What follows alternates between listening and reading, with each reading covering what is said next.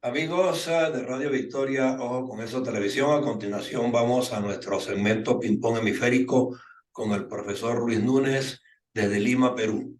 En esta alianza hemisférica con Benamérica, tocamos permanentemente los temas básicamente latinoamericanos porque nuestro compromiso es que este continente de alguna manera se persuada que la vía del comunismo, que la vía del izquierdismo definitivamente no nos conviene a ninguno.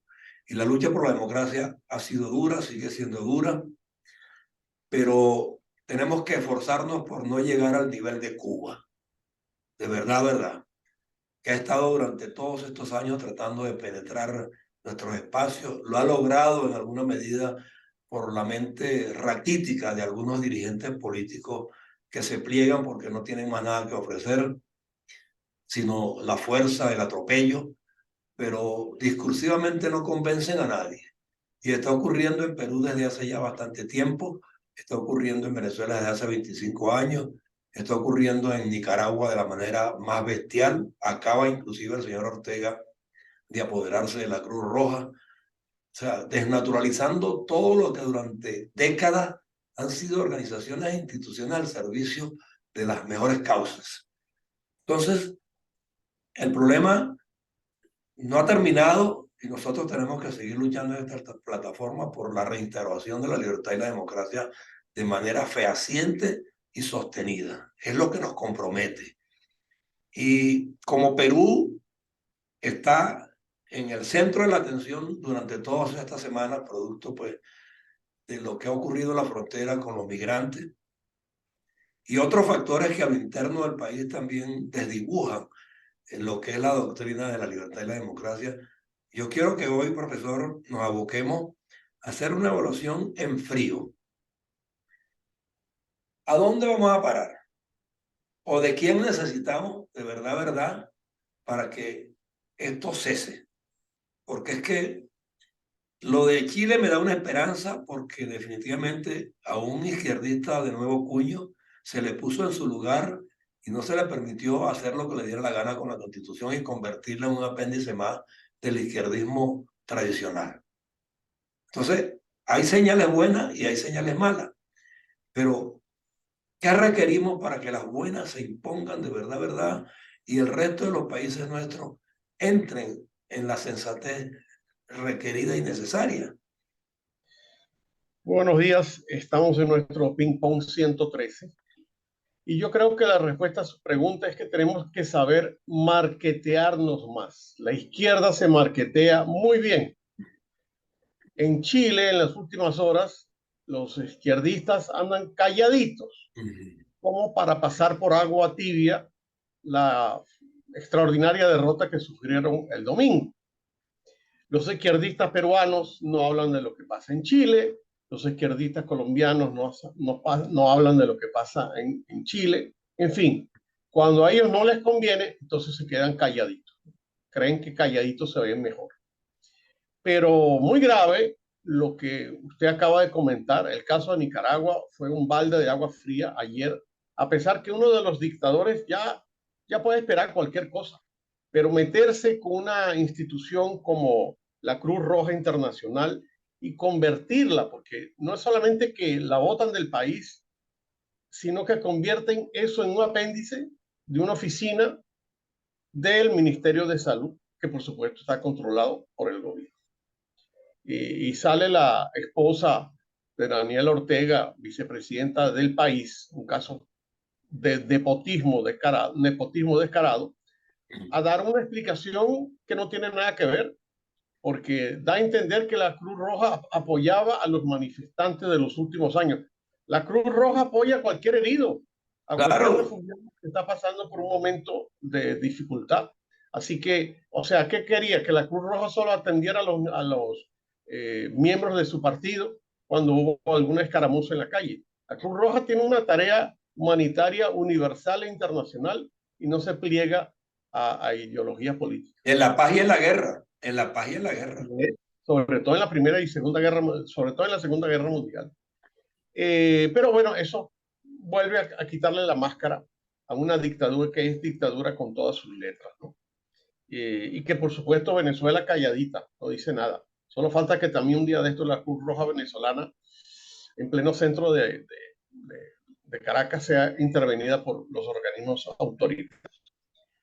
La cosa tampoco pinta bien en Colombia, donde el señor Petro ahora quiere adueñarse nada más y nada menos que de la Fiscalía y del Poder Judicial. ¿Dónde habré escuchado yo antes esa cantaleta? Que el jefe de Estado se quiera apoderar de otro poder que se supone independiente en un país que tiene una historia de institucionalidad muy grande. Pero claro, si ahora está en manos de un guerrillero que la dirige, ya sabemos lo que va a pasar. Pero Lo más ayer, seguro, ayer, profesor, afortunadamente, las reservas de las Fuerzas Armadas Nacionales, reservas activas, y los cuerpos policiales salieron a la calle a decirle, el rumbo suyo está equivocado. Cuidado usted, pasa el lindero. y eso está bien porque eso tiene que ver con la parte que usted hizo la introducción, de que esta izquierda, ¿a dónde va? Yo siento que en América Latina estamos en una especie de péndulo, porque pasamos de la derecha a la izquierda, ya tuvimos gobiernos liberales del consenso de Washington, pero aquí estamos dándonos encontronazos para encontrar nuestro verdadero camino, y el camino es marketear bien los bienes de la democracia. Acaba de salir un estudio aquí en el Perú de lo mucho que el Perú ha avanzado en los últimos 30 años, precisamente sin golpe de Estado y sin hacerle caso al profesor mediocre que quiso hacerlo el 7 de diciembre, que ahora está preso y bien preso. Tenemos también el caso de Ecuador, donde se está dando el segundo intento para vacar al presidente, que como sabemos, de alguna manera, el presidente Lazo siempre ha tenido atrás la sombra de Correa, que desde los hilos del poder en Bélgica trata de, desde el exilio, tumbarse a este gobierno, porque él quiere volver a ser presidente. Entonces, tenemos el caso de Colombia, tenemos el caso de Nicaragua, tenemos el caso del Ecuador y, por supuesto, la derecha chilena está recordándole ahora a Boric quién va a mandar los ejercicios para una posible nueva constitución o mantener la constitución actual con algunas modificaciones, que en mi caso es lo que yo pienso que se debe hacer. Aquí no hay por qué partir de cero. Mientras tanto, tenemos que tocar el caso peruano. Aquí tenemos varias noticias en pleno desarrollo. Primero, estando el expresidente Alejandro Toledo ya preso hace un mes, anoche su esposa, Elian Carp, ciudadana que tiene pasaporte peruano, Se fue. pasaporte belga, pasaporte francés y pasaporte israelí, aterrizó en Tel Aviv, que tiene un magnífico condominio, y entró con pasaporte israelí. Y resulta que Israel y Perú no tienen tratados de extradición. Así que lo más posible es que esa señora se quede en Israel para evitar que se complete el trabajo de extradición que se estaba dando cuando ella vivía en los Estados Unidos. Así que Elian Karp se ha alojado en Tel Aviv para escapar de su complicidad en el robo de más de 35 millones de dólares a través de la empresa Odebrecht y de una empresa fantasma que este matrimonio creó en Costa Rica llamada Cotep. Por otro lado, lo que estamos viviendo en estos días es que el expresidente Martín Vizcarra, que fue vacado por el Congreso hace años, que fue el presidente que se vacunó, él y toda su familia, y todos sus ministros, Primero que todo el cuando mundo. todavía no teníamos el común de los mortales vacunas. Bueno, ha lanzado su partido político, que se llama Perú Primero. Y estos días se está diciendo con un señor que tiene una acusación constitucional. Y para la gente que nos está viendo, tú estás acusado constitucionalmente por haber sido alta autoridad de este país, no puedes fundar un partido político, no puedes hacer vida política hasta que la acusación constitucional termine su proceso, porque está en proceso. Pues las autoridades del Jurado Nacional de Elecciones aquí, equivalente a nuestro Consejo Nacional Electoral, le ha dado luz verde. Antes de ayer, poner lo que aquí se llama una tacha, que es reclamo, para que el partido no pueda ser inscrito. Porque si nada reclama, el partido va a ser inscrito. ¿Y por qué va a ser inscrito? Porque lamentablemente el Consejo Nacional Electoral del Perú está infectado por gente afín a Martín Vizcarra. O sea, realmente afín al... Un organismo que desde el año 2000 se había mantenido prácticamente fuera de todo influencia política después de la que le dio Fujimori hasta el 99, ahora es un instrumento politado. Mala imagen estamos dando. Y tenemos el caso también del señor Cerrón, que reflota por allí de nuevo en los temas del día a día, ¿no? Y eso que él está, Cerrón también está procesado, ¿no? No está condenado, pero sí está procesado. Como hemos dicho en varios programas, la justicia lenta no es justicia. Sigue... pero sigue teniendo, supuestamente sigue teniendo influencia, porque parece que claro, intervino en la designación del defensor. Es el secretario general de su partido, mucha influencia, y tiene un tiempo. La semana que viene se va a tratar de destapar en la elección del pueblo, que particularmente creo que no se va a lograr, porque se requieren 87 votos de 130 y no creo que alcance el número para elegir al nuevo defensor del pueblo. Así que tendremos un defensor indígena, en este caso una defensora indígena, que también es medio izquierdosa, hay que decirlo así, es medio izquierdosa. Está retumbando a día jueves una entrevista al periódico más famoso del Perú, que es El Comercio, que dio la presidenta el domingo. Esa entrevista que yo la comenté el mes pasado, el presidente Boluarte se lava las manos y esos muertos, porque el jefe del comando de las Fuerzas Armadas, pero no comanda nada.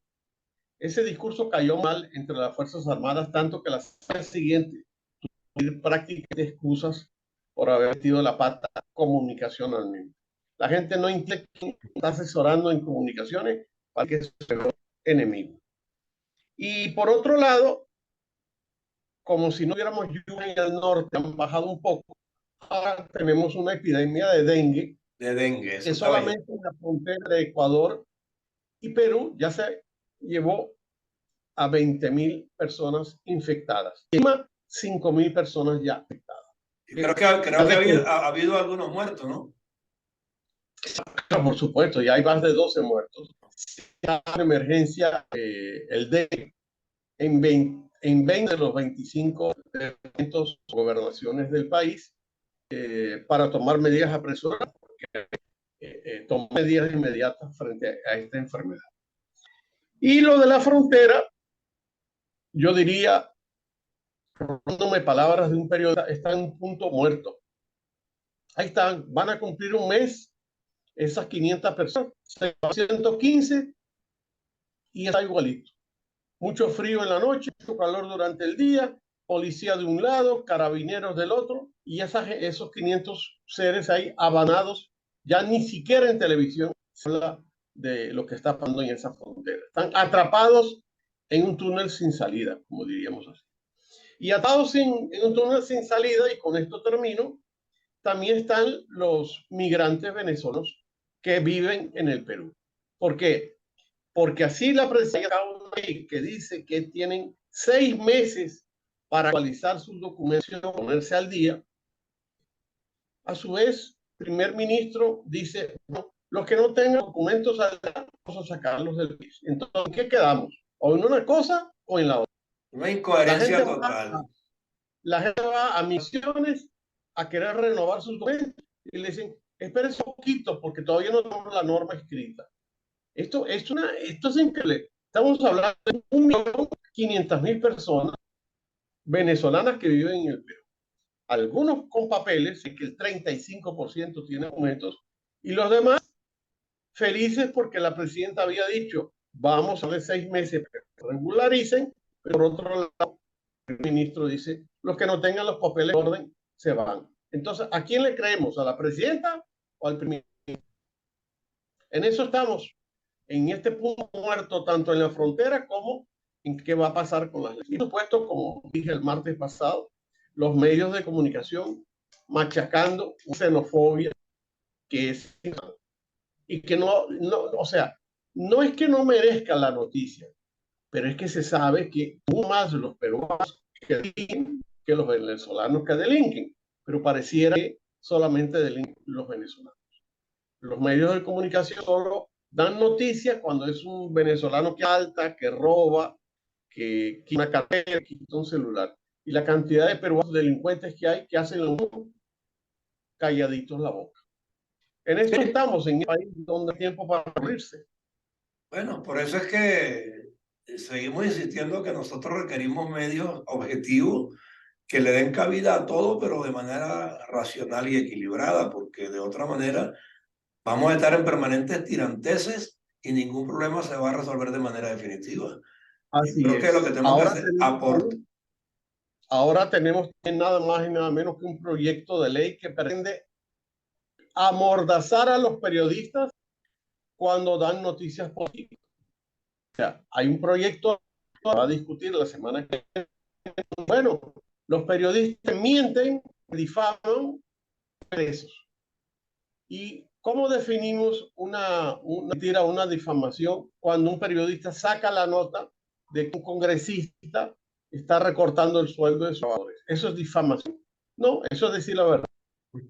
El Tenemos problema, ahora sobre lo que es difamación y lo que es cuando tenemos a la vista los congresistas que bueno, están ayer casualmente en una entrevista que me hacían a mí en Radio Martillo dije pues que definitivamente quienes son traidores son los políticos, que se traicionan a sí mismos en lo que proponen y plantean y buscan archivo expiatorio y siempre es el periodista. el periodista el culpable de todo. Mire Así. cómo los han eliminado paulatinamente en Nicaragua, o cómo han comprado a toda la prensa venezolana o la han expropiado.